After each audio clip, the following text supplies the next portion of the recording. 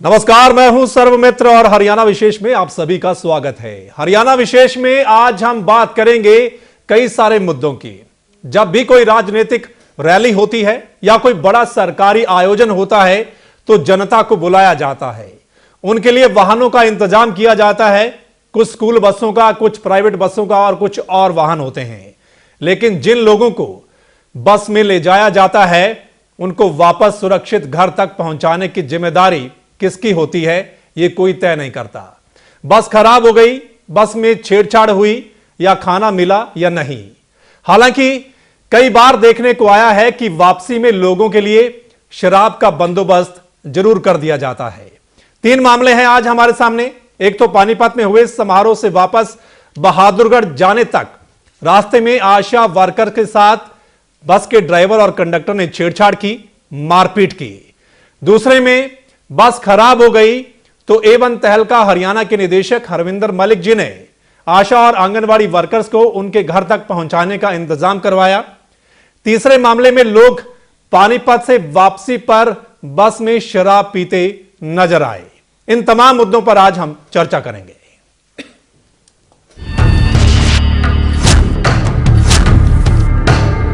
P रखी थी और हमारे साथ गाड़ी गलौज करने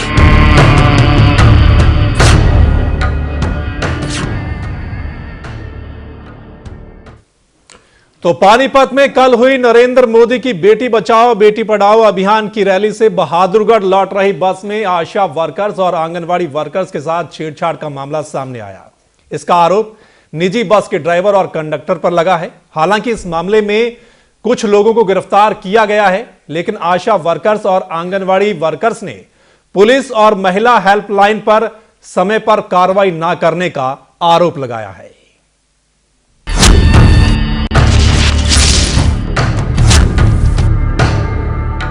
क्या महिला हेल्पलाइन और पुलिस इनके सवालों के कोई जवाब देगी, जिन्होंने पानीपत से बहादुरगढ़ तक का सफर असुरक्षा में तय किया।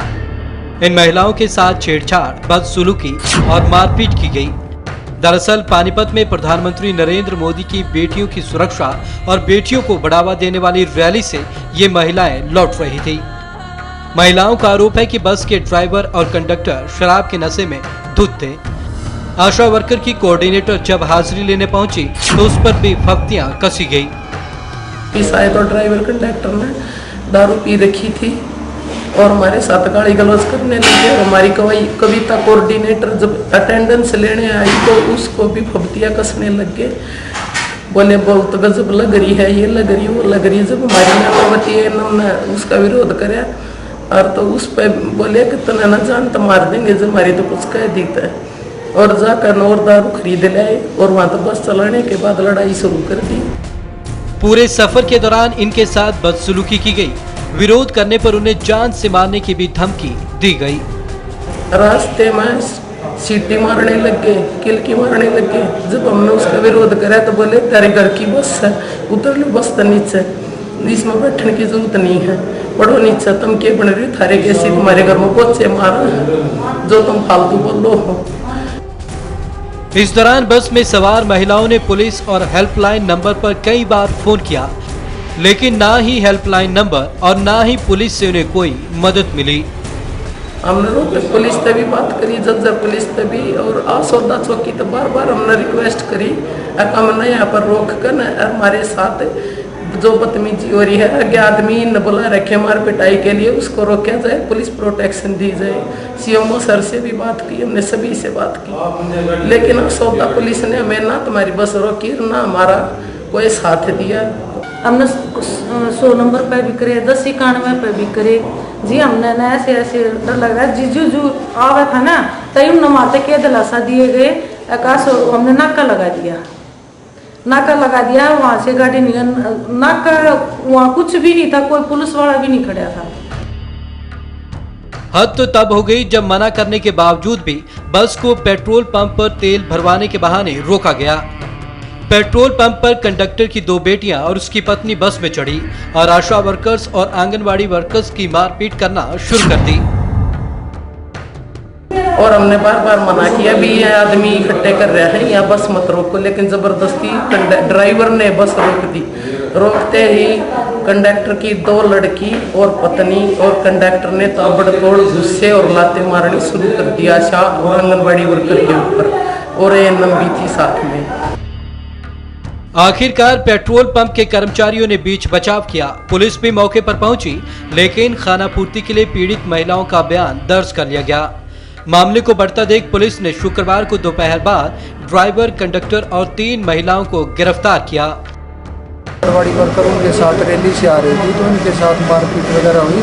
इनका बयान लिख लिया गया है, जांच चल रही है, जो सच्चाई पाई जाएगी उसकी कार्रवाई। एक तरफ पूरे देश में बेटी बचाओ बेटी पढ़ाओ अभियान का शोर है, तो दूसरी तरफ अभियान की शुरुआत की रैली से लौट रही महिलाओं से छेड़खानी और बदसलूकी होना, और तो और महिला हेल्पलाइन नंबर और पुलिस की कार्रवाई भी धीमी रफ्तार से चली। इस पूरे वाकया को देखकर अंदाजा लगाया जा सकता है कि हरियाणा में महिलाएं कितनी सुरक्षित हैं। सरकार और प्रशासन महिलाओं की सुरक्षा को लेकर कितना सजग है। एवं तहलका हरियाणा के लिए बहादुरगढ़ से प्रदीप धनखड़ की रिपोर्ट। वहीं एक मामला और है। पानीपत रैली से कुछ आशा और आंगनवाड़ी वर्कर्स अपने जिला यमुनानगर जा रही थी तो पीपली से 8 किलोमीटर पहले नीलोखेड़ी की ओर उनकी स्कूल बस खराब हो गई। उन्होंने दूसरी बस मंगवाने का प्रयास किया, लेकिन ऐसा नहीं हुआ तो उन्होंने नेशनल हाईवे पर जाम लगा दिया। संयोग से उसी समय एवन तहलका हरियाणा के निदेशक हरविंदर मलिक की कार भी जाम में फंस गई। उन्होंने आशा और आंगनवाड़ी वर्कर से जाम लगाने की वजह पूछी तो उन्होंने आप बीती बताया। तब हरविंदर मलिक ने इसे खबर न बनाते हुए एक जिम्मेवार नागरिक और मीडिया का रोल निभाया। मलिक ने स्वास्थ्य विभाग के अतिरिक्त मुख्य सचिव रामनिवास और कुरुक्षेत्र के उपायुक्त सीजी रजनी कंथन से बातचीत की। हरविंदर मलिक ने 55 आशा और आंगनवाड़ी वर्कर्स को वहीं एक ढाबे पर खाना भी खिलाया। तब तक एक गार्ड के साथ वहां रोडवेज की बस पहुंच गई। वर्कर्स ने रवाना होने से पहले एवन तहलका हरियाणा का धन्यवाद किया। बस खराब है सर, हमने बहुत कोशिश की है सर। हमारे बीडीओ साहब, तहसीलदार साहब, अपने विभाग के आईसीडीएस के जो सीडीपीओज हैं, सुपरवाइजर हैं, उनको भी हमने इन्फॉर्म किया सर, लेकिन उसके बावजूद भी हमारे को कोई रिस्पॉन्स नहीं मिला। दिल्ली में गई थी पब्लिक लेडीज थी और उन्हें रोड जाम कर दिया। फिर दूरदर्शन वाले आए, उन्होंने आकर बहुत दिन बाद गाड़ी खराब हो गई, रोड जाम कर दिया लेडीज ने। एवन तहलका वाले आए, चैनल वाले जी, तो उन्होंने बहुत हेल्प करी थी, खाना भी खिलाया, बहुत मदद करी सर। आपने बहुत ही ज़्यादा हेल्प की हमारी और सुनवाई की आपने। Thank you. वहीं एवन तहलका हरियाणा की टीम ने कुछ और अपने कैमरे में कैद किया है। पानीपत में हुए कार्यक्रम से वापस जब लोग लौट रहे थे तो बस में किस तरह से शराब पी जा रही है वो आप देख सकते हैं। जो बस पानीपत के कार्यक्रम में गई थी, जब वापसी में लोग उसमें शराब पी रहे हैं और शराब पीकर कैसे आप देख सकते हैं क्या हालत है उनकी। तो यह स्थिति है। इन तमाम मुद्दों पर हम चर्चा करेंगे। 3 मामले हमारे सामने हैं।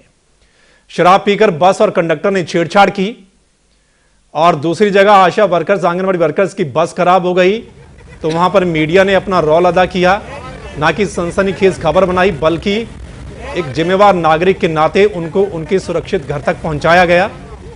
और तीसरे ये विजुअल आप देख सकते हैं कि किस तरीका से लोग जब किसी रैली में जाते हैं, कार्यक्रम में जाते हैं, तो वापसी में हालत क्या होती है, ये आप देख सकते हैं। तो इन तमाम मुद्दों पर हम चर्चा करेंगे, और इस चर्चा में मेरे साथ जो मेहमान शामिल हैं मैं आपको बता दूं। मेरे साथ करतार सिंह तोमर जी हैं, रिटायर्ड आईपीएस हैं। मेरे साथ रंजीता मेहता जी हैं, कांग्रेस की प्रवक्ता हैं। मेरे साथ सतीश नांदल जी रोहतक से जुड़े हैं, इनेलो के प्रवक्ता हैं। और मेरे साथ वीरेंद्र सिंह चौहान जी भी अभी थोड़ी देर में जुड़ेंगे रोहतक से, वो बीजेपी के प्रवक्ता हैं। मेरे साथ हरविंदर मलिक जी हैं, एवन तहलका हरियाणा के निदेशक हैं। फिलहाल वीरेंद्र सिंह चौहान जी हमारे साथ फोन लाइन पर जुड़े हुए हैं। सबसे पहले चौहान साहब आप ही के पास आना चाहूंगा। बहुत अच्छा कार्यक्रम करवाया गया पानीपत में और बहुत अच्छा संदेश भी दिया वहां पर प्रधानमंत्री ने कि बेटी को कैसे बचाना है, कैसे आगे लेकर जाना है। लेकिन जो मामले सामने आए हैं, आपने देखा होगा कि जब वापसी में आशा वर्कर्स के साथ, आंगनवाड़ी वर्कर्स के साथ छेड़छाड़ की जाती है, कोई सुनवाई नहीं होती। कई बार उन्होंने फोन मिलाया है, सीएमओ को, पुलिस को मिलाया है, लेकिन कोई कार्रवाई नहीं होती है। दूसरी घटना में बस खराब हो जाती है, मीडिया अपना रोल अदा करता है, तहलका की टीम वहां पहुंचती है, अरविंदर मलिक जी ने वहां पर उनको सुरक्षित घर तक पहुंचाने के लिए इंतजाम करवाया। तीसरे में शराब पी जा रही है, जो बस वहां पर पहुंचती है उसमें जो लोग मौजूद हैं वो शराब पी रहे हैं। आप किस तरीके से देखते हैं कि हालांकि आप कहते हैं कि बहुत कुछ हम चेंज करेंगे, बहुत कुछ, लेकिन ये जो मामले हैं इनको कैसे रोका जा सकता है और इस मामले में आपका क्या कुछ कहना है? जी चौहान साहब, मेरी आवाज आप तक पहुंच रही है? तो लगता है मेरी आवाज उन तक नहीं पहुंच रही है। चलिए सबसे पहले तोमर साहब आपके पास आता हूं। तोमर साहब, तीनों मामले आपने देख लिए हैं, किस तरीके से देखते हैं? चाहे कोई भी फंक्शन हो, चाहे वो रैली है, राजनीतिक चुनाव के समय होता है, अभी कोई चुनाव नहीं है, लेकिन जो फंक्शन करवाया गया उसमें आप देख सकते हैं सारा मामला शराब से शुरू होता है और उसके बाद जो बसें वहां पहुंचाई जाती हैं, महिलाएं हालांकि इस कार्यक्रम में पहुंची थी, नहीं तो बहुत ज्यादा जो युवक होते हैं या लोग, मर्द लोग होते हैं, लेकिन इंतजाम बसें को ले जाने वापस लाने का किसी की कोई जिम्मेदारी नहीं है, कोई जिम्मेदार नहीं है और जिम्मेदारी तय भी नहीं की जाती कि बस कौन सी है, उनको वापस सुरक्षित कैसे घर तक ले जाना है। किस तरीके से देखते हैं इसको? ये जो आदमी भेजते हैं, बस का इंतजाम करते हैं, उनकी जिम्मेवारी होनी चाहिए कि हर बस पर अपने 2-4 वॉलंटियर लगाए और जितने भी लेके गए हैं उनको बताए भाई ये बस यहाँ खड़ी है, आपने वापसी में यहाँ आना है, और वो उनके घर तक जहाँ से लाए वहाँ पहुँचाए ताकि सेफ्टी रहे और कहीं बदनामी ना हो जी। तो ये काम जो है एक तो वर्कर का है। दूसरा, पुलिस को पेट्रोलिंग करनी चाहिए, जिस रास्ते से जा रहे हैं आ रहे हैं, अगर कहीं ब्रेक डाउन हो जाता है तो ये पुलिस की ड्यूटी है कि फौरन जो है वो वहाँ के एसपीडीसी को बतावे ताकि उनका ऑल्टरनेटिव अरेंजमेंट बस खराब होगी उसका किया जा सके। ठीक है। इसी प्रकार अगर बस में शराब पी रहे हैं, अगर खड़ी है तो बस चेक करनी चाहिए और अगर कोई इतना पुलिस को आती है तो पुलिस ने वो करनी चाहिए। चलती बस के अंदर पुलिस को क्या पता लगा भी पी रहे हैं, क्या कर रहे हैं। बिल्कुल। तो लेकिन इस और ध्यान तो नहीं दिया जाता ना तोमर साहब, ये तो बहुत लंबे समय से ऐसा ही चला आ रहा है, कोई भी ध्यान नहीं देता, चाहे कोई भी राजनीतिक पार्टी हो। ध्यान का तो बताया ना मैंने कि ध्यान तो तब होगा ना तब ये ऑर्गेनाइज ठीक होगा। अब पुलिस कहाँ एक एक चप्पे पे तो पुलिस खड़ी नहीं हो सकती, ना एक एक आदमी के साथ जा सकती है, ना पुलिस का ये ड्यूटी है कि उनके घर पहुंचाए। पुलिस का तो लॉ एंड ऑर्डर की है, अगर जीटी रोड पे कहीं ब्रेक डाउन हो रहा है तो पुलिस का फर्ज है कि उनको अल्टरनेटिव अरेंजमेंट्स को करे, उस डीसीएसपी की जिम्मेवारी है। लेकिन जहां तक सवाल ये है कि भाई वो लोग यानी कैसा सिस्टम चल रहा है, कैसे इसके अंदर इम्प्रूवमेंट लानी है, वो बात तो अलग है। ठीक है। हाँ, हर रैली में ऐसे ही होता है। इनकी छोड़ो, पुलिस वालों को ड्यूटी पे भेजते हैं, गाड़ी से भेजते हैं, फंक्शन खत्म हो जाती है, कोई पूछता ही नहीं, भूखे प्यासे सर्दी में बरसात में बेचारे जवान कहाँ पड़े हैं, कोई लाने का प्रबंध पुलिस कभी नहीं करती जवानों को वापस। बिल्कुल बिल्कुल। चलिए इस तमाम बातों पर चर्चा करेंगे। चौहान साहब हमारे साथ जुड़ गए हैं फोन लाइन पर। चौहान साहब, 3 दिन आपका फंक्शन चला है पानीपत में और पूरा तामझाम, पूरा प्रशासन पानीपत में मौजूद रहा, चंडीगढ़ से भी और पूरे प्रदेश से भी। लेकिन जो 3 वाकये हम दिखा रहे हैं, आपने शायद सुना होगा क्योंकि आपको आवाज मिल रही है, क्योंकि आप बाहर हैं अभी। किस तरीके से देखते हैं कि इतना प्रशासन वहां जमा है लेकिन वापसी में महिलाओं के साथ छेड़छाड़ होती है, उनकी बस खराब हो जाती है, वो पूरी कोशिश करती हैं, कोई सुनने वाला नहीं है कि कोई और बस मिल जाए, मीडिया अपनी भूमिका अदा करता है। किस तरीके से देखते हैं इसको? देखिए, सबसे पहले तो मैं जो एक सकारात्मक भूमिका मीडिया के मित्रों ने, तहलका की टीम ने अदा की, उसके लिए आप सबका, आपकी पूरी टोली का, मलिक साहब का आभार जताना चाहूंगा। एक जिम्मेदार नागरिक की हैसियत से, और मीडिया जो है वो हमारे तंत्र का हिस्सा है, उसने जो काम किया वो स्वागत योग्य है, अभिनंदनीय है। दूसरी बात ये कि जो भी बसें गई वहां पर कार्यक्रम में गई और लौटी, उनकी बाकायदा हर स्थान पर व्यवस्थित एक सिस्टम था, उसके तहत वो गई लौटी। लेकिन इक्का दुक्का घटनाएं गलत हो जाती हैं और वो अगर गलत हुई हैं तो किसी उसके लिए जो उत्तरदायी है, जो भी व्यक्ति, अधिकारी, नागरिक, जो जिस रूप में उसके लिए जिम्मेदार है, उसको उसकी जवाबदेही बनती है, उनसे उसका जवाब लिया जाएगा। जी।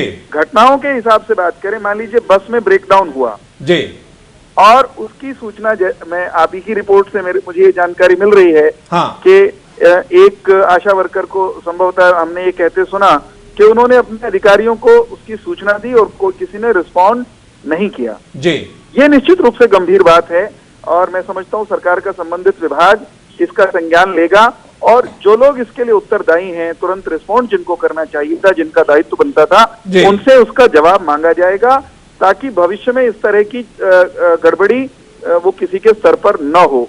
एक घटना जो जहां पर वो दारू पी करके कोई ड्राइवर और कंडक्टर वो दुर्व्यवहार कर रहा है महिलाओं के साथ और वो अपने परिवार की महिलाओं को भी बुला लेता है और फिर मारपीट की घटना बहादुरगढ़ में होती है जी।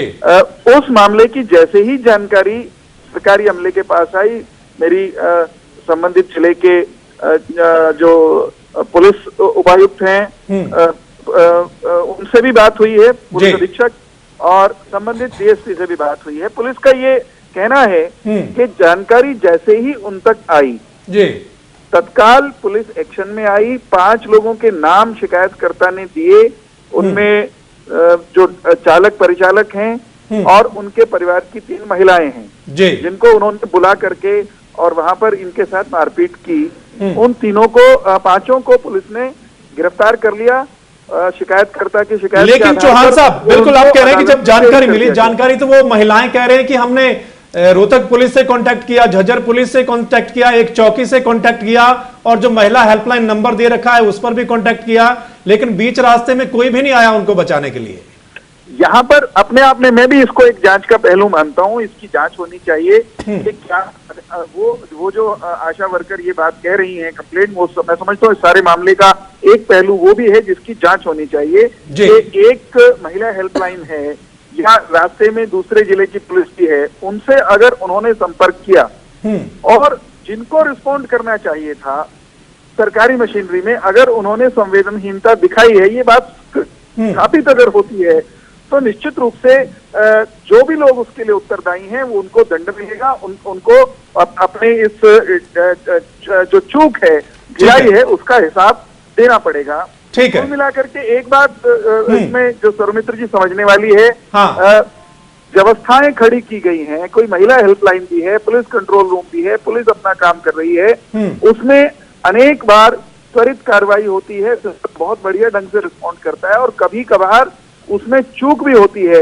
तो जहां चूक होती है वहां पर अगर कायदे से हिसाब किताब ले लिया जाए चूक करने वालों से तो चूक होने की संभावना नहीं होती। चलिए ये तो जांच का विषय है, आपके जो कह रहे हैं कि अभी जांच करेंगे देखेंगे क्या होता है। रंजीता मेहता जी आप कुछ कह रही हैं, किसी भी रैली में बुलाया जाता है सभी को और खासकर इस रैली में तो महिलाओं को बुलाया गया था जो आशा वर्कर्स हैं, आंगनवाड़ी वर्कर्स हैं और एक प्राइवेट स्कूलों की बसों को हायर किया गया। ये नहीं देखा गया कि ड्राइवर कौन है, बस का कंडक्टर कौन है। और रास्ते में आपने सुना कि जिस तरीके से बार बार शराब एक रोका जाता है ठेके पर, फिर दोबारा ली जाती है, फब्तियां कसी जाती हैं, किस तरीके से देखते हैं इसको? देखिए सौमित्र जी, जो ये रैली की गई है जिसका नाम रखा गया था बेटी बचाओ बेटी पढ़ाओ, इसका नाम अच्छा होता अगर ये रखते अपनी बेटियों को बस कंडक्टरों से बचाओ, अपनी बेटियों को पुलिस वालों से बचाओ, अपनी बेटियों को सुरक्षित घर पे पहुंच जाओ। बीजेपी भाषणबाजी में, लोगों को इकट्ठा करने में, फोर्सफुली बुलाने में बहुत ही फेमस है। बहुत ही निंदनीय है कि 800 टीचर्स, आंगनवाड़ी, आशा वर्कर्स को फोर्सफुली वहां पे कंपल्सरी अटेंडेंस के रूप में वहां पे बुलाया गया, सिर्फ ये दिखाने के लिए कि आने वाले इलेक्शंस हैं दिल्ली में और पानीपत बिल्कुल नजदीक है, यहाँ पे 1 लाख कुर्सियां भरेंगे तो मोदी जी की लहर दिल्ली तक जाएगी। ठीक है। तो मेरा ये मानना है कि जहां तक सुरक्षा की बात है महिलाओं की, उसके ऊपर बाद में जांच होती रहती है। अगर खुदा न खास्ता कोई और घटना हो जाती, अगर तहलका की टीम समय पे ना पहुंचती, इतनी महिलाएं वहां पे असुरक्षित खड़ी थी, वो अपने घरों पर ना पहुंच पाती, तो बाद में जांच क्या कर लेती? फिर एक निर्भया कांड की तरह एक नया कांड बनता जो हरियाणा के ऊपर धब्बे के रूप में, दाग के रूप में फेमस हो जाता। तो मेरा ये मानना है कि ये भाषणबाजियों की बजाय, जांचें कराने की बजाय, जो ये बड़ी बड़ी बातें करते थे जब कांग्रेसी सरकार थी कि हम आएंगे तो भ्रष्टाचार मिटा देंगे, महिलाओं को सुरक्षा प्रदान करेंगे, बेटियों को वो ये करेंगे। नहीं, ऐसा तो आपके राज्य में भी हुआ है। देखिए सर मित्र जी, मैं कह रही हूँ कि ये कह रहे हैं ना इक्का दुक्का, ये इक्का दुक्का बात है। एक ही दिन में 2 घटनाएं हो रही हैं। एक तरफ पुलिस वाले मारपीट कर रहे हैं, छेड़ रहे हैं, बस कंडक्टर वाले छेड़ रहे हैं, दूसरी तरफ वो महिलाएं सड़क पे ऊपर खड़ी हैं। तो अगर आप लोग महिलाओं को स्पेशली फोर्सफुली वहां पे बुला रहे हैं तो उनको छुड़वाने का जिम्मेदारी भी आपकी बनती है। बिल्कुल। और उसके बाद आप कहते हैं कि अभी हम जांच करेंगे। और सबसे बड़ी बात जो वीरेंद्र चौहान जी ने कही, अगर कुछ साबित होता है तो अभी भी इनको गुंजाइश है कि कोई चीज साबित होनी चाहिए। चलिए ये तो अभी तक सुधार नहीं हो पाया, ये लगातार सामने आता है। हरविंदर मलिक जी आपके पास आते हैं। आपने वाकई देखा है, वहां पर पहुंचे हैं, उससे पहले उन्होंने आप बीती आपको बताई है कि कैसे उन्होंने अधिकारियों को फोन मिलाया, कोई किसी ने सुना नहीं है। चलिए, आपकी एक पर्सनैलिटी है, इमेज है, आपको सभी अधिकारी भी जानते हैं। आपने फोन घुमाया और उन अधिकारियों ने आपकी बात मानी और बस वहां तक पहुंच गई। मान लीजिए इंडिविजुअल कोई आदमी है, वो फोन मिला रहा है, शायद अधिकारी वो बात ना सुनते। ये वेदना तो मैंने उनकी सुनी ही थी, क्योंकि जब ये घटना हुई, जब हम वहां थे तो वो सड़क पे सब महिलाएं सड़क पे बैठ चुकी थी। कोई 50-55 महिलाएं थी, वो सड़क पे बैठी थी, तो रोड जाम हो चुका था। तो एक पहली टेम्पटेशन तो यही थी कि एज ए न्यूज मीडिया से होते हुए कि ये मुद्दा क्या है, सुना जाए। तो मैंने मोबाइल निकाल के वीडियो पे उनसे मुद्दा सुना। तो उस मुद्दे में सुन के मुझे कंसर्न समझ में आया कि वो 3 घंटे से उनकी वो स्कूल बस खराब हुई है और उनको जाना है जमुनानगर से भी आगे कालाम के पास, वो दूर की जगह थी। तो मुझे लगा कि क्या हम इसको एक न्यूज आइटम बनाने पे ध्यान दें, इनकी बात को उठाएं, या इनका मैं सीधा अभी कोई सहायता कर सकूं। तो मैंने उनसे पूछा, आपको क्रांति करनी है या घर पहुंचना है? तो सब ने कहा जी घर पहुंचना है, क्योंकि वो डरी सहमी थी। वो उनका पहला अनुभव था ऐसे किसी फंक्शन में आना। रात हो चुकी थी, वो 3 घंटे से रात को सड़क पे वेट कर रही थी, तो उनको किसी भी ढंग का कोई रिस्पॉन्स नहीं मिला था। तो मैंने कहा आप फिर एक काम करो, क्योंकि मुझे पता था वो महिलाएं हैं, डरी भी हैं, सहमी भी हैं, और उनका पहला सा अनुभव है। तो मैंने कहा उनको रिलैक्स करने के लिए मैंने एक चांस लिया कि सामने ढाबा है, आइए आप सबको पहले आप खाना खाओ, आपका मैं इंतजाम कराता हूँ, आपका जुगाड़ करता हूँ मैं, आप चिंता ना करो। तो उनको जस्ट रिलैक्स करने के लिए मैंने एक को, किसी को काकी नमस्ते, कोई चाची कह के रिक्वेस्ट करके उठाया, ताकि और भी लोगों को असुविधा ना हो। क्योंकि जब रोड जाम होता है तो उसमें बहुत सारी तरीके की और भी इमरजेंसी हो सकती है, कोई बीमार हो कोई, या किसी को जल्दी हो, ताकि उनको भी हो। तो वो एक मौका था कि मैं क्या चूज करूँ, न्यूज दिखाने का काम चूज करूँ या मैं किसी की सहायता करने का। तो मुझे सहायता वाला बेटर लगा। मैंने सबको वहां ढाबे पे, ढाबे वाले को बोल दिया भाई मेरी जिम्मेदारी है, तो फटाफट इनको सबको खाना लगा दे। उनको लगा। सेम टाइम पे मैंने यहाँ सरकार में मीडिया एडवाइजर हैं, उनको मैसेज किया, तो शायद कहीं बिजी होंगे, उनका उस वक्त फोन बिजी था, बाद में आ गया था उनका फोन। ठीक है। लेकिन क्योंकि वो आशा वर्कर थी उसमें, तो हेल्थ सेक्रेटरी सबसे बड़ी पोस्ट होती है सरकार में। मैंने रामनिवास जी, हाँ यस, तो मैंने उनको फोन किया। तो मैंने बताया सर ये कुछ ऐसी प्रॉब्लम हो रही है। ही इमीडिएटली सेड, उनका रिस्पांस बहुत पॉजिटिव था। उन्होंने कहा हरविंदर मुझे इतना ही फेवर कर दो, आप थोड़ी देर इनके पास रहो ताकि इनको प्रॉब्लम ना होए। जो भी हुआ मैं अभी अरेंज कराता हूँ। ठीक है। और कुछ ही देर में वहां हेल्थ डिपार्टमेंट के लोग भी आ गए, डीसी से फोन आया, डीसी साहब ने बस का अरेंजमेंट करवाया, साथ में अपना गार्ड भी भेजा। मैं मानता हूं कि जब सही जगह पे बात जाए तो कुछ अफसरशाही में भी कुछ लोग ऐसे हैं जो जिम्मेदारी से अपना फर्ज निभाते हैं। वो बहुत स्पीड से हुआ काम। एसपी का भी फोन आया, थोड़ी देर बाद मीडिया एडवाइजर का भी फोन आ गया था, तो उसके बाद एसपी साहब का भी फोन आया और सबने कंसर्न लिया। हालांकि वो बस ठीक हो गई थी, फिर भी मैंने उनको कहा कि नहीं आपको अभी चांस नहीं लेना, कई रास्ते में फिर से हो सकती है। तो उनको सबको रोडवेज की उस बस में जो डीसी ने भेजी थी उसमें बिठा के विदा किया गया। और ये रात की काफी लेट घटना थी। इसमें कई चीजें जुड़ी होती हैं। कोई गलत घटना तो घट ही सकती है। बिल्कुल। सबसे बड़ी जो मैं समझता हूं हरियाणा के समाज के हिसाब से, हरियाणा के सामाजिक माहौल के हिसाब से, महिलाएं घर से बाहर अंधेरे के बाद जाएं, उनके बारे में पता नहीं कैसी कैसी कहानियां बनती है। मेरे लिए उस वक्त में सबसे बड़ा जो कंसर्न था वो ये था, मैं रात तो मैं भी खड़ा रह सकता था, सुरक्षा के लिए कोई फर्क नहीं पड़ता, लेकिन अगर वो महिलाएं अपने घर से बाहर कदम निकाला है, गांव से बाहर आई हैं, अगर ये मध्य रात्रि के बाद जाती हैं, सुबह तक पहुंचती हैं, इनके बारे में ऐसी गंदी खबरें फैल जाएंगी जो शायद जिंदगी भर भी ना निकलेंगी इनके बारे में। तो वो तो ऐसी घटनाएं हैं कि एक निर्भया के साथ तो एक घटना होगी, वो तो हर महिला की निर्भया बन जाती, उनके बच्चों को भी पता नहीं क्या क्या सुनना पड़ता क्योंकि वो वहां गई थी। इसका सही कहीं ना कहीं जो कसूर है ना, जो ये राजनीतिक रैलियां ऑर्गेनाइज करते हैं, इनमें मंशा क्या होती है कि ये जो भी भीड़ के रूप में लोग लाए गए हैं, जब हमारा फंक्शन खत्म हो गया तो हमारी जिम्मेदारी खत्म हो गई, उनका यूज हो गया। हाँ। अब उनको यूज एंड थ्रो है। जैसे अभी तोमर साहब ने बताया कि पुलिस के साथ भी ये होता है कि पुलिस की ड्यूटी तो लगा दी जाती है, लेकिन जो ही वो फंक्शन खत्म होया फिर वो बेचारा जवान ठीक से पहुंचेगा कि नहीं पहुंचेगा, उसने खाया है कि नहीं खाया, इसकी कोई देखी नहीं है। जैसे आपने कहा था कि वहां पेट्रोलिंग होनी चाहिए, जैसे वो कहते हैं कि पेट्रोलिंग होनी चाहिए। अरे ये तो नेशनल हाईवे है, बिल्कुल, उस पे भी तो सो कॉल्ड पेट्रोलिंग इन्होंने अलाउ कर रखी है। बिल्कुल बिल्कुल। लेकिन 3 घंटे से कोई खड़ा है, उस पे हमें जाके वहां रोल निभाने की क्या जरूरत है? वो पेट्रोलिंग वाले भी कह सकते हैं, अगर उनकी बातें कोई नहीं सुन रहा था तो वो भी कर सकते हैं। क्योंकि कहीं ना कहीं ऐसा लगता है कि सिस्टम में डिपार्टमेंट्स और डिवीजन तो सारे बना रखे हैं, पर जो लोग सरकार की तनख्वाह ले रहे हैं वो तनख्वाह लेने वालों की लिस्ट में तो नाम लिखवा रखा है, काम करने की मंशा नहीं है। बिल्कुल बिल्कुल। इस सरकार को सबसे ज्यादा जरूरत रहे कि अगले कुछ समय में वर्किंग कल्चर पे ध्यान दे कि ये जो लोग सरकार के पैसे तनख्वाह ले रहे हैं ये रिस्पॉन्सिबिलिटी समझे। बिल्कुल। लेकिन मुझे नहीं समझ में आता कि सरकार का कोई आदमी 1 घंटा खड़े होकर रात में अपने सफर को रोक के 50 आदमी को खाना खिलवाएगा वहां। इनमें ये कहीं ना कहीं दर्द महसूस होना चाहिए भाई इसमें। बिल्कुल। कुछ अधिकारी अच्छे भी हैं, लेकिन कुछ अधिकारी पल्ला झाड़ लेते हैं कि अब मैं क्या करूं, मेरी कोई जिम्मेदारी नहीं है। लेकिन यह जिम्मेदारी से काम लेना चाहिए। जब रात को महिलाएं फंस गई हैं, 3 घंटे तक कोई आया नहीं है, और नेशनल हाईवे नंबर 1 की घटना है, ये आम रास्ता तो अलग बात है, लेकिन हाईवे नंबर 1 पर अगर ऐसा होता है तो निश्चित तौर पर कितनी बड़ी लापरवाही। सतीश नांदल जी हमारे साथ बने हुए हैं, रोहतक से इनेलो के प्रवक्ता हैं, वरिष्ठ नेता हैं। नांदल साहब, हमारा मुद्दा वही है कि सिर्फ छेड़छाड़ की घटना नहीं, कि कोई भी ऐसा फंक्शन होता है, कोई भी पार्टी होती है, मकसद यही कि ज्यादा से ज्यादा लोगों को इकट्ठा किया जाए, उसके बाद उनको खाना मिला है नहीं मिला है, वो अपने घर तक पहुंचे हैं या नहीं पहुंचे हैं, ये किसी की जिम्मेदारी नहीं होती है। ये तो खबरों में पता चलता है कि अगर कुछ गड़बड़ हुआ है, कुछ अनहोनी हुई है तो। देखिए सरोमित्र जी, सबसे पहले तो मैं जो A1 तहलका के अरविंदर मलिक जी बैठे हुए हैं जी, वो इस बात के लिए बधाई के पात्र हैं। बिल्कुल। और अभी करतार तोमर जी ने भी कुछ बातें पुलिस के बारे में भी बताई, रैलियों के बारे में भी बताई जी। मैं एक बात यहां कहना चाहूंगा जो कि बड़ी सत्य है कि इंडियन नेशनल, मैं ये राजनीतिक बात नहीं कर रहा, आप इसको अदरवाइज मत लेना, ठीक है, ठीक है। इंडियन नेशनल लोकदल पार्टी जब भी कोई रैली या फंक्शन ऑर्गेनाइज करती है, जो महिलाओं की गाड़ियां हमारी रैली में या फंक्शन में सबसे ज्यादा आती हैं, हमारे वॉलेंटियर्स, हमारे बच्चे, हमारे कार्यकर्ता, हमारे साथी, हम उनकी ड्यूटी लगाते हैं 4 या 5 की एक बस में जरूर जी, कि हर चीज का वॉच एंड वार्ड किया जाता है जी। और जब भी आप देखोगे कभी भी हमारे लिए धरने प्रदर्शन को भी हुआ, हमारी किसी प्रकार की कोई शिकायत नहीं हुई। अब ये बड़ी विडंबना है कि बीजेपी का कहीं भी कोई भी कार्यकर्ता नहीं है, ये तो बिल्ली के बागा चीका टूट के सरकार बन गई।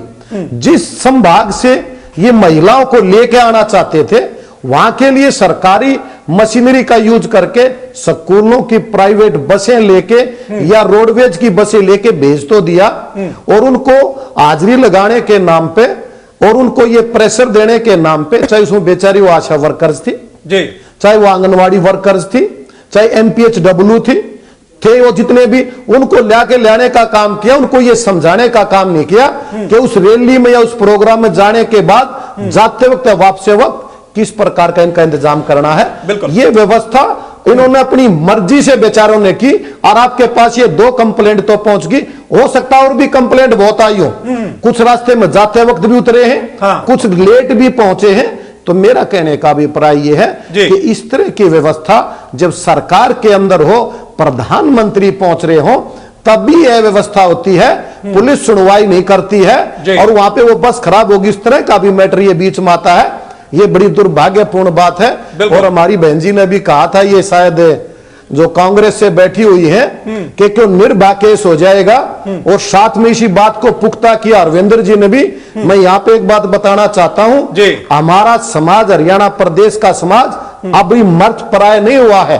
हमारी बहू बेटियां, हमारी बहनें रात को निकले, दिन में निकले, झुंड में निकले, अकेले निकले, कोई वाहियात किस्म के इंसान तो ये बात कर सकते हैं, लेकिन उस बात की चिंता करने की जरूरत नहीं है। हाँ, ये बात की चिंता है कि इनको ले जाया जाता है तो उनकी व्यवस्था प्रॉपर होनी चाहिए, ना कि उनको आदमी को शराब परोस के दूसरे काम किए जाए। इस पार्ट में बिल्कुल काश ऐसा माहौल हो जाए कि बेटियां कहीं भी बाहर निकले, कभी भी बाहर निकले और वो सुरक्षित हो।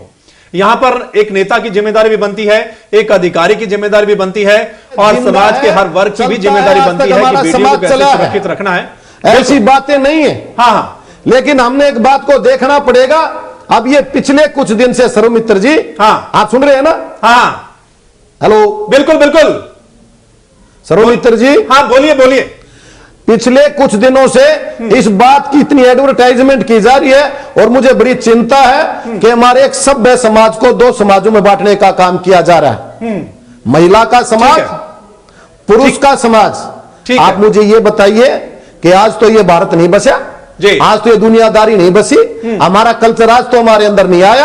हाँ, फर्क पड़ा, मैं मानता हूं इस बात को, लेकिन इस बात के साथ साथ एक बात और भी है कि हरियाणा प्रदेश का कल्चर है, माँ बेटी बहू बहन सबकी इज्जत है, इज्जत थी और इज्जत रहेगी। चलिए इन तमाम मुद्दों पर चर्चा करेंगे हम। इन तमाम की जिम्मेदारी यहाँ पर सभी की बनती है और आखिरकार ये जो मामले सामने आए हैं इनका जिम्मेवार कौन है? एक नेता है, एक अधिकारी है, या आम नागरिक है, या सिर्फ वही बस का कंडक्टर और ड्राइवर है?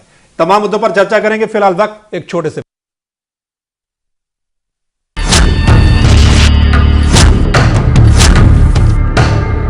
पी रखी थी और हमारे साथ गाली गलौज करने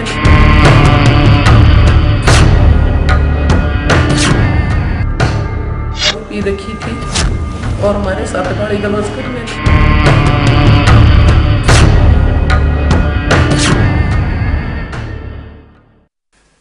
ब्रेक के बाद आप सभी का स्वागत है दोस्तों। तो 3 मामले हमने आपको बताए हैं। छेड़छाड़ का भी मामला है, सुरक्षित घर तक पहुंचाने का भी मामला है, और जब रैली से वापस लोग पहुंचते हैं तो कैसे दारू पी जाती है, दारू उनको मुहैया करवाई जाती है, दरअसल वो अपने नहीं लेके जाते, ये भी मामला है। चौहान साहब, आप लाइव जुड़ गए हमारे साथ रोहतक से। चौहान जी, आपके पास आते हैं। आपकी सरकार बनी तो आप कह रहे हैं कि हम सब कुछ ठीक कर देंगे, भ्रष्टाचार तो है ही, अधिकारी भी अपने सही तरीके से काम करें। आपके नेता बार बार कहते हैं कि अधिकारी काम करना सीख लें, लेकिन यहां अधिकारियों की लापरवाही सामने आ रही है। यहां पर जितने भी मामले हैं कि बातचीत सभी से की जाती है कि हम फंसे हुए हैं, हमारे साथ कोई छेड़छाड़ कर रहा है, लेकिन अधिकारी ही नहीं सुन रहे हैं। लेकिन हां, जब किसी अच्छे अधिकारी के पास फोन जाता है या कोई वाकई में जिम्मेदारी लेना चाहता है, वो तो हेल्प करता है, लेकिन टाल मटोल बहुत ज्यादा अधिकारी कर्मचारी करते हैं। इन पर कैसे नकेल कसी जाएगी? सर्वमित्र जी, देखिए, आपने स्वयं अपना उत्तर आधा दे भी दिया। सरकारी अमले में भी अधिकारियों के कामकाज करने का तरीका, कर्मचारियों के कामकाज करने का तरीका सबका एक जैसा नहीं होता। मलिक साहब ने भी ये शब्द प्रयोग किया था। कुछ लोग अधिक रिस्पॉन्सिव होते हैं, कुछ लोग अधिक रिस्पॉन्सिबली काम करते हैं, कुछ लोग कोताही बरतते हैं, लापरवाही उनके स्वभाव में हो सकती है। ऐसे तमाम लोगों को संकेत तो सरकार की तरफ से निरंतर ये दिए जा रहे हैं कि सबको अपने कामकाज की शैली में सुधार करना पड़ेगा। चीजें सुधरते सुधरते सुधरेंगी, लेकिन इस घटना में भी पर्टिकुलरली जहां पर बस खराब हुई और मान लीजिए जो जानकारी आपने भी दी, मलिक साहब ने भी दी, और वो एक आशा वर्कर को स्वयं मैंने सुना आपके यहाँ कहते हुए कि उन्होंने अधिकारियों को अपनी समस्या के बारे में जानकारी दी और उन्होंने रिस्पॉन्ड नहीं किया। तो मैं पहले भी कहा है, मैं फिर दोहरा रहा हूं कि जिन्होंने रिस्पॉन्ड नहीं किया, निश्चित रूप से उनसे उनकी जवाबदेही तय की जाएगी, क्यों उन्होंने रिस्पॉन्ड नहीं किया। और एक सीख सबको लेने की है, कम से कम जो अधिकारी या कर्मचारी इस कार्यक्रम को देख रहे हैं, कि उनको अधिक रिस्पॉन्सिव होना पड़ेगा। कांग्रेस की प्रवक्ता का भाषण में सुन रहा था, उन्होंने इसको एक राजकीय कार्यक्रम को उन्होंने चुनावी रैली घोषित करने में देर नहीं लगाई। मैं समझता हूं ऐसे प्रश्नों पर सियासत करने की आवश्यकता नहीं है। आशा वर्करों को जबरन नहीं वहां पर ले जाया गया था, ये सरकारी कार्यक्रम था। एक बड़े महत्वपूर्ण सरकारी आयोजन में उनको विधिवत उनकी ड्यूटी थी, उनको जाना था, उनके ले जाने की व्यवस्था की गई थी, उनको लाने की व्यवस्था की गई थी। व्यवस्था में खामियां हैं, उन पर हम चर्चा कर सकते हैं, उनको दूर कैसे करना उस पर चर्चा कर सकते हैं, परंतु हाथ जोड़ के मैं इनसे अनुरोध करूंगा कि इस मामले में सियासत न करें, सियासी रंग न दें। इसका उद्देश्य कोई राजनीति नहीं था, न है, न होगा। अगर राजनीति होता तो अपने भाषण की शुरुआत में प्रधानमंत्री ये नहीं कहते कि पूर्व की सरकारों की नाकामियों पर मैं चर्चा नहीं करूंगा। प्रधानमंत्री ने बहुत सकारात्मक अंदाज में अपनी बात कही और उस सकारात्मकता को बनाए रखने की जरूरत है।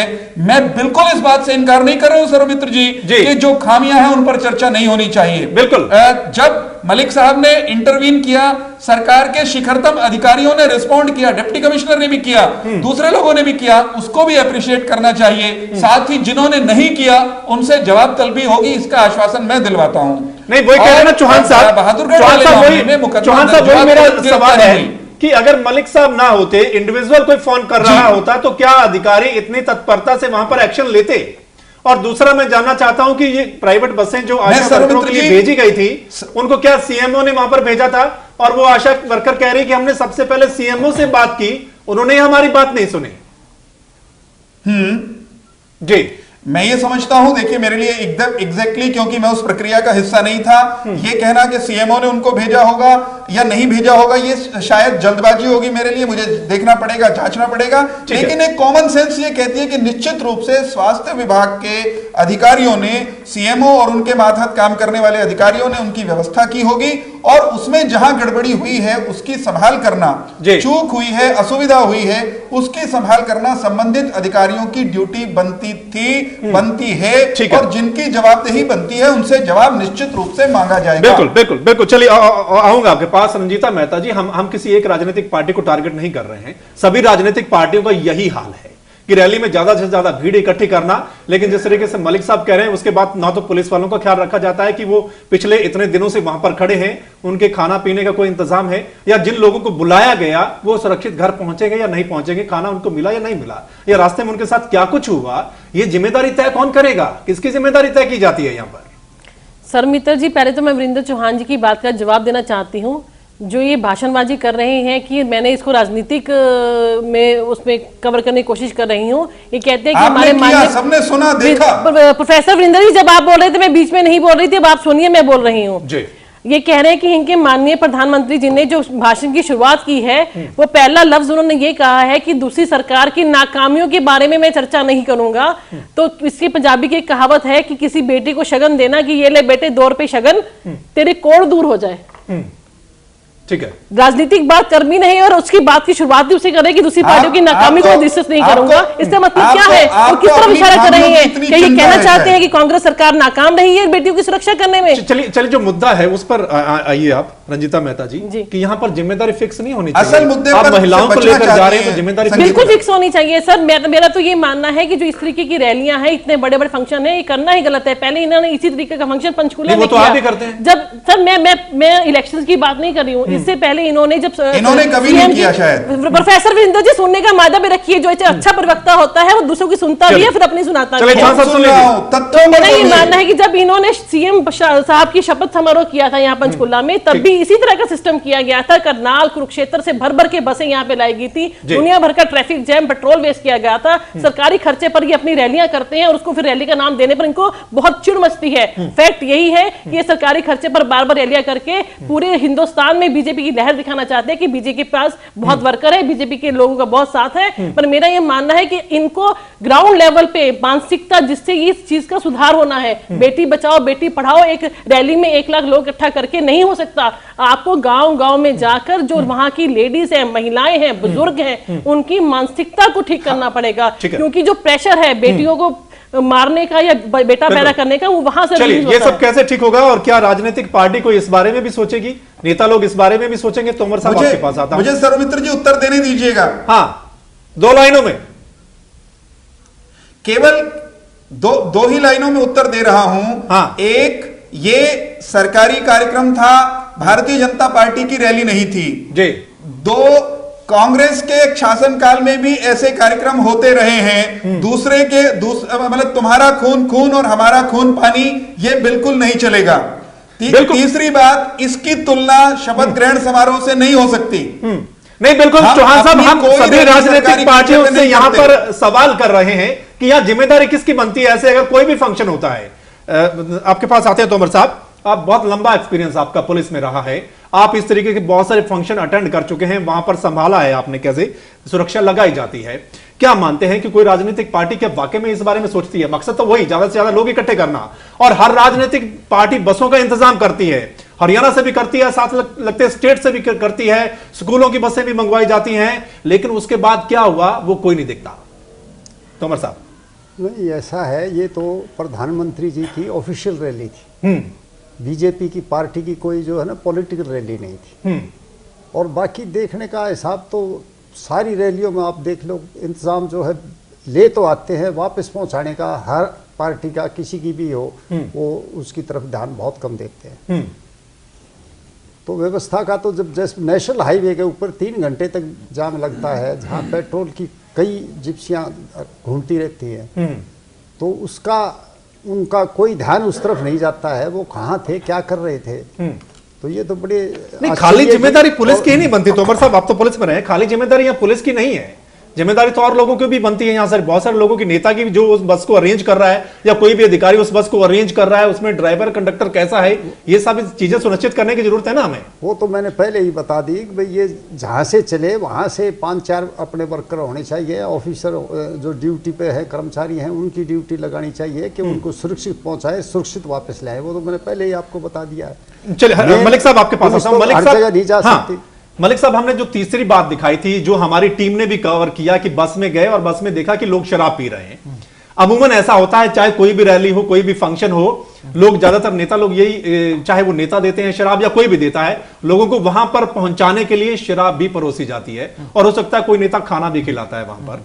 लेकिन ये जो कल्चर है, क्या कभी खत्म हो सकता है? हरियाणा की खासकर बात करें, अगर आज की स्थिति देखी जाए तो खत्म होता तो नहीं लग रहा, बढ़ता हुआ बहुत ज्यादा लग रहा है। बिल्कुल, है ना। नांदल साहब उस एरिया से बिलोंग करते हैं, वो ज्यादा अच्छे से समझ सकते हैं। जहां पर एक जमाने में आर्य समाज का मोमेंट रहा और मांसाहार पे और जो शराबबंदी पे काफी कंट्रोल रहा था एक जमाने में, लेकिन उसके अलग अलग सामाजिक कारण बने हैं, आर्थिक है या चाहे वो जमीनों के भाव हैं, एक माहौल ही ऐसा बन गया है कि आज नांदल साहब के अपने गांव में भी या आसपास में भी वहां चिकन कॉर्नर, दारू की दुकान, दारू के ठेके इतने खुले हैं, कहीं ना कहीं मार्केट बना है उसका। बिल्कुल। तो लोगों में, हरियाणा के लोगों में एक फतूर की तरह आ गया है शराब। है मलिक साहब, है जी नांदल साहब, मैं कह रहा हूँ ये कांग्रेस की मेहरबानी है। नहीं तो चलिए, देखो पार्टीबाजी हो सकती है, मैं उस पे नहीं कहता, क्योंकि यहाँ अगर राजनीति तो मैं, हमारा काम नहीं वैसा। वैसे अहातों का लीगलाइज वर्जन वो आपके बड़े काफी सीनियर नेता ने किया था, अहाते खोले गए थे ताकि आराम से बैठ के दारू पी लो। चलो छोड़ो, उस बात की बात नहीं करे, हम तो ये कह रहे हैं कि इतना शराबीकरण हो रहा है स्टेट का, लोगों में फतूर हो गया कि शाम ढले बाद दुनिया में और कुछ चीज नहीं है, ये पानी भीतर जाना चाहिए। और इस हद तक डिप्रेशन है लोगों में। मैं मुंबई में रहा हूं पिछले 18-20 साल से,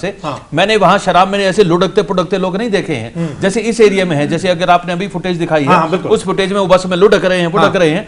ये इस हद तक डिप्रेशन है इन लोगों में, ये इस हद तक अंदर डाल लेते हैं उसको कि वो अपना होशोवासी खो बैठते हैं। और उसमें जो अंदर कुंठाएं हैं, वो कुंठाएं बाहर निकलती हैं इनकी, फिर वो बदतमीजी करते हैं किसी के साथ, फिर वो महिला देखते नहीं, पुरुष देखते नहीं। जहां तक जो मुद्दा कल था, जो कल की रैली का मुद्दा था, ये उससे जुड़ा मुद्दा है कि जब तक महिलाओं की सामाजिक सुरक्षा ठीक नहीं है, उनके प्रति अगर भाव ठीक नहीं है, तो आप सिर्फ ये बताओ कि कन्या भ्रूण हत्या मत करो, क्योंकि वो जुड़ा हुआ उसके बाद की बात है। हमने एक डॉक्यूमेंट्री बनाई थी, उसमें एक महिला से पूछा हमने कि आप क्यों ऐसा कहते हो? बोली बेटा, या जब तक पैदा हुआ है ना, इसकी सारी जिंदगी रुखाड़ करनी पड़े।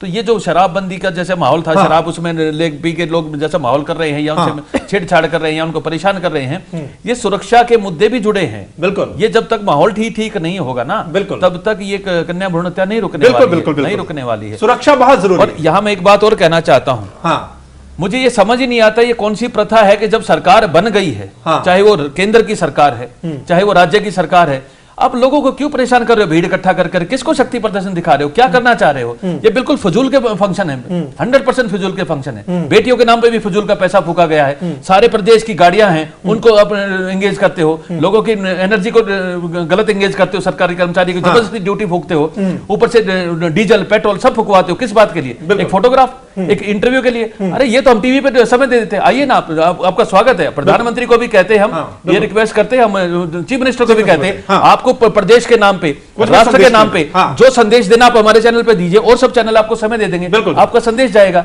क्यों समय खराब करवा रहे हो? क्योंकि एक बार लाते हो, 2-3 घंटे का तमाशा करते हो, फिर वो बेचारे रुड़ते पुड़ते लोग जाते हैं। अरे मैंने उनसे, मगर मैं दिखाऊं तो उनकी और भेद खुलेंगे।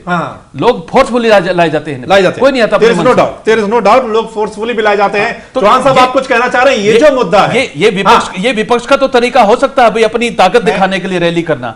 सत्ता पक्ष को शोभा नहीं देता। इससे पहली सरकार भी यही काम करती थी, ये भी यही कर रहे हैं। बिल्कुल बिल्कुल। देखिए, कोई हाँ चौहान साहब, फिर उसके बाद मैं नागर साहब के पास आ रहा हूं बहुत एक अच्छा सवाल लेकर। जी जी चौहान साहब, देखिए निश्चित रूप से टेलीविजन चैनल हो, रेडियो हो, सोशल मीडिया हो, उसके माध्यम से भी सामाजिक परिवर्तन के या दूसरे जो संदेश हैं वो बहुत प्रभावी ढंग से दिए जा सकते हैं। मलिक साहब की इस बात से कोई असहमत नहीं है। ठीक है, हमारी पार्टी ने, और अब सरकार में हम लोग हैं, तो सरकार में रहते हुए भी ये प्रधानमंत्री हैं जिन्होंने टेलीविजन के माध्यम से भी और रेडियो जिसको कि लोग भूलने लगे थे उसके माध्यम से भी लोगों से संवाद सीधा करना शुरू कर दिया है। लेकिन आपकी जिससे मैं मलिक साहब से थोड़ा सा असहमत हूं। एक मिनट जी, आपकी अपनी सरकार इस मुद्दे पे ना रेडियो पे है ना टीवी पे है। ये कैंपेन ना रेडियो पे दिख रहा ना टीवी पे दिख रहा। आप अगर सच में संदेश देना चाहते हो, हमने प्लेटफॉर्म दे रखा है और भी चैनल ने दे रखा, कहां है? आज तक कोई फोन नहीं आया आपके किसी विभाग का सरकार के बेटियां बचाओ पे हम कुछ चलाना चाहते हैं, है ना, जबकि इनके पास सॉफ्टवेयर भी बने पड़े हैं। इनकी कोई मंशा ही नहीं है। एक ठीक है, मोदी साहब के यहाँ से एक स्टेटमेंट आ गई होगी या प्रेशर आ गया होता, एक प्रोग्राम ऑर्गेनाइज कर दिया। अगर सच में लोगों को शिक्षित करना चाहते तो हमारे माध्यम अवेलेबल है ना, हम तो तैयार है सहयोग करने को, पर कोई आज तक किसी अधिकारी का फोन नहीं आया। मैं फिर कह रहा हूं, मलिक साहब आप बिल्कुल ठीक कह रहे हो। मेरी बात पूरी एक क्षण मुझे दे दीजिए। बोलिए। मैं सिर्फ ये कह रहा हूं कि टेलीविजन रेडियो मलिक साहब जिन माध्यम के उपलब्ध कराने की बात कह रही हैं, उन माध्यमों और समाचार पत्र के माध्यम से संदेश बहुत प्रभावी ढंग से जा सकते हैं, जाते हैं। हम उनका इस्तेमाल कर रहे हैं। कहीं कम हो रहा होगा राज्य में तो हम और ज्यादा बढ़ा लेंगे, इसमें मुझे कहीं कुछ गलत नहीं लगता। ठीक है, परंतु प्रत्यक्ष जनसभा के माध्यम से या बड़े आयोजन के माध्यम से सब लोगों को एक साथ पर ला करके उनको प्रेरित करने की उपयोगिता खत्म नहीं हुई है। उसकी यूटिलिटी मलिक साहब आज भी है। आपके विचार भिन्न हो सकते हैं, परंतु हमारा मानना है कि उसकी उपयोगिता कायम है, आज भी है और रहेगी। दुनिया के तमाम बड़े देशों में जो टेक्नोलॉजिकली हमसे बहुत एडवांस हैं, अमेरिका में भी अभी भी प्रत्यक्ष रैली का महत्व है। चुनाव में भी है, चुनाव के बाद भी है। वहां के बड़े बड़े अधिकारी नेता जनता से, लोगों से सीधे रूबरू होते हैं। उसमें अभी तक ऐसी किसी घोषणा का ओबामा का नाम नहीं आया, ना ही इंग्लैंड में किसी का नाम आता कि ऐसी रैली कर करके उन देशों में भी ऐसे सरकारी प्रोग्राम घोषित किए जाते हों, ऐसे जैसे कोई शुगन किया जा रहा है। ये टीवी पे आके राष्ट्र के नाम संदेश जा सकता है। चौहान साहब ऐसे प्रोग्राम के नाम पर स्कूलों की छुट्टियां करवा दी जाती है। चौहान साहब बहुत सारे हमने चौहान साहब हमने ऐसी रैलियों के खिलाफ पहले भी गीत बनाया था। हमने पहले भी गीत बनाया था ऐसी रैलियों के खिलाफ कि सजना तू ना जा रैली में, तो कर ले घर का काम, पड़े से घाम पिया जी रहने दे। हम इनके व्यक्तिगत रूप से मानते हैं और हम चैनल की तरफ से ही मानते हैं। ये पूरी जनता का समय खराब किया जा रहा है। राष्ट्र का जो ऑयल है, पैसा है, लोगों की वर्किंग है, इतने मजदूरों का काम करवा रहे, क्या जरूरत है उसमें? चले नादल साहब आपके पास आता हूं। नादल साहब, आपको अपनी राय रखने का अधिकार है मलिक साहब। चौहान साहब मैं आपके पास आऊंगा। नादल साहब, हर सरकार ये दावा करती है कि हम लड़कियों की, महिलाओं की सुरक्षा के लिए बहुत कुछ करेंगे, ये करेंगे। बेटी बचाओ बेटी पढ़ाओ अभियान की शुरुआत हरियाणा से की गई राष्ट्रीय अभियान है ये। लेकिन उससे पहले जब तक हम महिलाओं को सुरक्षा नहीं देंगे तो हम ये कैसे कह सकते हैं कि भ्रूण हत्या मत करो और बेटी को आगे बढ़ाओ। हालांकि बेटियों को इसलिए नहीं लोग नहीं पढ़ाते क्योंकि बेटियां बाहर सुरक्षित नहीं है। देखिए सरोमित्र जी, जहां तक अभी 2 मिनट पहले भाई मलिक साहब की और चौहान जी की जो चर्चा चल रही थी, मैं ये आपकी बात का जवाब देने से पहले आधी मिनट में इस बात पे लेना चाहूंगा कि मुख्यमंत्री इसकी शपथ में प्रधानमंत्री जाते हैं, दिल्ली में चारों मुख्यमंत्री को बुला के दिल्ली के इलेक्शन के लिए स्वागत करते हैं और सफाई अभियान पे लोगों को पूरे देश में बिजी करने का काम करते हैं और या भ्रूण हत्या पे रैली करने का काम करते हैं। मैं ये समझता हूं ये काम भ्रूण हत्या वाला बेटी बचाओ बेटी पढ़ाओ अभियान बिल्कुल अच्छी बात है, लेकिन जो तरीके अपनाए गए हैं और जो माहौल पैदा किया गया है, ये प्रधानमंत्री जी और ये हरियाणा सरकार जो आम मुद्दे हैं जनता के सामने, काला धन लेके आना था, बेरोजगारी को दूर करना था और इस तरह के जो काम थे, ये इनको छोड़ के लोगों का मन भटकाने के लिए 8 महीने का 18% बात के राज्य बात का जो प्रधानमंत्री है उसका समय जा चुका है, लेकिन कोई भी काम अब तक लाइन पे नहीं आया। यही रैलियां करने का काम, स्वागत करने का काम या स्वागत करवाने लेकिन का नंदन साहब, क्या आपको लगता है हर पार्टी ऐसा करती है? चाहे सरकार बन जाए उसके भी बाद इतना बड़ा आयोजन और इतना पैसा खर्च करने की जरूरत क्या है? ये महिलाएं, हमारे प्रदेश की, हमारे देश की महिलाएं जब तक जागरूक नहीं होंगी ये चीज नहीं रुकती। और मैं इस बात का पक्षधर हूं कि इस चीज को गांव स्तर पे जाके, कस्बे स्तर पे जाके महिलाओं को शिक्षित करना पड़ेगा, उनको यह आश्वासन देना पड़ेगा कि हमारी बच्ची और हमारे बच्चे सब बराबर हैं। हमारा समाज बड़ा मजबूत और एक ऐसा समाज है, खास तौर पर हरियाणा प्रदेश के निवासी है, उसी के बारे में मैं आपको बताऊंगा कि और कोई दूसरी चिंता का विषय नहीं। ठीक है, चौहान साहब समय बहुत कम है, आप एक लाइन में जवाब दे दीजिए इसका। निकल जाएगा तो कोई भी चिंता। चौहान साहब बोलिए। नांदल साहब की बातें बिल्कुल सयानपद भरी हैं। एक वाक्य, केवल लंबा नहीं करूंगा, सयानपद भरी बातें कर रहे हैं, परंतु उस पार्टी से आते हैं जो जब सत्ता में थी तो हर साल अपना सालाना समारोह मनाते थे रैली करके। चौधरी देवीलाल के जन्म की जयंती पर साल भर में आप रैली करते हैं, तो दूसरे काम नहीं करते कि साल तो हुआ नहीं है, 4 लोग बोलते रहेंगे, लेकिन इस समय चरणजीत कौर हमारे साथ जुड़ गई है, जिस महिला के साथ छेड़छाड़ हुई है। 1 मिनट उनका लेंगे। चरणजीत कौर जी, आप बताएंगे क्या वाकई में ही किसी अधिकारी कर्मचारी ने आपकी नहीं सुनी? आपने किस किस को फोन मिलाया और कहां से रिस्पांस मिला आपको या नहीं मिला? हाँ जी, मैं ये चरणजीत कौर जी बोल रही हूँ। हाँ जी, ये हमने देखा, वहाँ पर हम एंट्री करने वाले थे तो मैं एक अधिकारी को देखा कि जो पुलिस वाला बहुत मतलब ज्यादा सिगरेट बीड़ी पी रहा था, काफी धुआं छोड़ रहा था वहाँ पर। अच्छा। तो हम एंट्री करने लगे तो हमारी तलाशी लेने लगी एक महिला पुलिस कर्मचारी। तो मैं उनसे कहा कि आप इधर तो ध्यान दे रहे हो, लेकिन उधर देखो वो कैसे धुआं छोड़ रहा है, हमारे ऊपर आ रहा है धुआं उसका। ठीक। तो ये बिल्कुल मतलब एक कानून अपराध है, कानून को धज्जियां तो आप खुद उड़ा रहे हो और हमारी ऐसे तलाशी ले रहे हो। तो मैं एक सिख धर्म से संबंधित हूँ, मैंने अमृत शेखावत सिर पर दस्तार बांधी हुई थी काले रंग की। हाँ, नहीं, आपने किस किस अधिकारी को बोला इस बारे में? हाँ जी। हाँ, तो वो मेरे को उल्टा डांटने लगी, महिला कर्मचारी थी। वो कहने लगी मैं चाहूँ तो आपको बाहर निकाल सकती हूँ, अंदर नहीं जाने दूंगी, आपने काली दस्तार बांध रखी है। तो व्यवहार बिल्कुल अच्छा नहीं था। हमारा खाना था वो बाहर सटवा दिया, हम भूखे रहे सारा दिन वहाँ बैठे। उनको प्रशासन का जो काम था वहाँ पर बिल्कुल गलत लगा हमें। ठीक है, मोदी जी का जो काम है ये बहुत अच्छा कदम उठाया उन्होंने, बेटी बचाओ बेटी पढ़ाओ।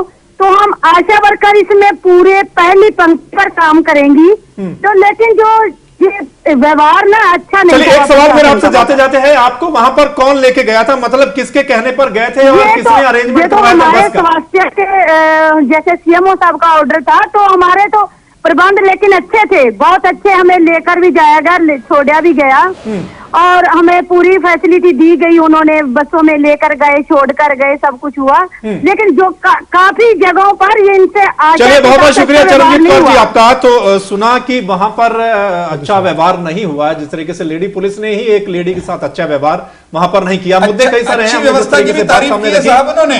राजनीतिक पार्टी कोई भी हो, चलिए समय कम हो गया। चौहान साहब, नंदल साहब, यहाँ पर समय पूरा हो गया है। बात भी की सरोमित्र जी। हाँ, चलिए। हाँ, चौहान साहब, एक लाइन बोल दीजिए आप फटाफट। मैं सिर्फ ये कह रहा हूं कि व्यवस्था अच्छी थी, ये कहने वाली भी थी, और नांदल साहब ये घोषणा कर दें कि आज के बाद कहीं कोई रैली नहीं करेंगे। मैंने तो करते ही रहिए, हमको देखने दें। सभी पार्टी अगर ऐसा सोचे ना कि जब सरकार बन जाती है तो उसके बाद कुछ 3 दिन तक पूरा प्रशासन वहां पर रहता है, पूरे सारे बड़े बड़े अधिकारी वहां पर रहते हैं, कितना तामझाम इकट्ठा किया जाता है। बिल्कुल मलिक साहब, हम एक बार सुनो सर, प्रधानमंत्री एक बार फिर से रिपीट कर रहे हैं चैनल की तरफ से माननीय सरकार को, माननीय मुख्यमंत्री जी को, कि वो कोई भी जन कल्याण की समस्या, कोई जन कल्याण की योजना अगर वो लेके आते हैं, कोई जन कल्याण का मुद्दा लेके आते हैं, हमारा चैनल का प्लेटफॉर्म यूज करे, जनता के नाम संदेश दे, सुबह दे, शाम दे, जब चाहे जितना समय लेके दे, जनता को शिक्षित करे। क्योंकि गांव-गांव जाकर शिक्षित ना हो, हमारा चैनल गांव-गांव घर घर में गया हुआ है। हम ये प्लेटफॉर्म देने को तैयार हैं ताकि आप इसका सदुपयोग करो, जनता को शिक्षित करो, सर, फिर बशर्ते कि उनके इधर उधर घुमाओ, परेशानियां होती है, ये ज्यादा अच्छी है। हम अपनी तरफ से ये ऑफर दे रहे हैं इस प्रस्ताव के लिए। बिल्कुल बिल्कुल हम इस प्लेटफॉर्म का बिल्कुल बिल्कुल। तो यहाँ मीडिया है, एक अच्छा साधन है। मीडिया के द्वारा कोई भी सरकार अच्छा संदेश दे सकती है, बशर्ते कि इस तरीके का फंक्शन करने की बजाय, इतना तामझाम करने की बजाय, और उसमें जो लोग आते हैं कितनी अव्यवस्था होती है और किस तरीके की घटनाएं होती है, यह भी हमने आपको दिखाया है। यहां सभी मेहमानों का बहुत बहुत शुक्रिया इस चर्चा में शामिल होने के लिए। इस खास चर्चा में इतना ही, लेकिन आप बने रहें A1 तहलका हरियाणा के साथ।